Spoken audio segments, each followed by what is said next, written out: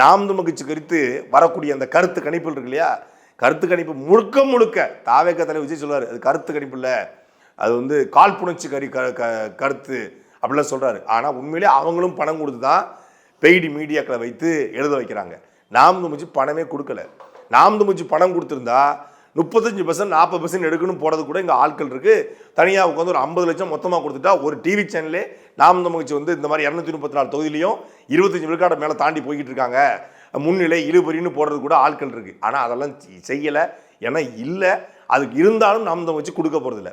பணத்தை கொடுத்தா அரசியல் பண்ணணும், பணத்தை கொடுத்தா ஓட்டை வாங்கணும், பணத்தை கொடுத்தா கூட்டத்தை சேர்க்கணும், பணத்தை கொடுத்தா வாக்குச்சாவடி முகவர் பண்ணணும், பணத்தை கொடுத்து தான் துண்டறிக்கை கொடுக்க வைக்கணும், பணத்தை கொடுத்து தான் அரசியல் பண்ணணும்னா அந்த அரசியல் தேவையே இல்லை. நேர்மையான அரசியலுக்கு வந்ததுக்கப்புறம் ஆட்சிக்கு வந்ததுக்கப்புறம் நேர்மையான அரசியல் பண்ணோம்னா, ஆட்சிக்கு வர்றதுக்கு முன்னாடியே மக்களுக்கு பணத்தை கொடுத்து, ஓட்டுக்கு பணத்தை கொடுத்து, துண்டறிக்கைக்கு பணத்தை கொடுத்து, வாக்குச்சாவடிக்கு பணத்தை கொடுத்துட்டா நீ வந்த பிறகு எப்படி நேர்மையான அரசியல் பண்ணுவ? அதுக்கிட்ட தகுதியெல்லாம் போயிருத.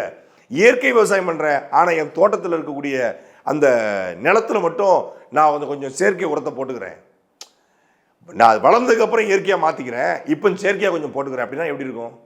முதல்ல பூச்சிக்கொல்லி இல்லாத ஒரு இயற்கை மருத்துவம் பண்ணணும், இயற்கை விவசாயம் பண்ணணும்னா நிலத்தை பண்படுத்தணும். நாம் தமிழ் இந்த அரசியல் நிலத்தை பண்படுத்துகிறது, தூவி இருக்கிறது, நல்ல தூய விதைகளை தமிழ்நாடு முழுக்க தூவி இருக்கிறது.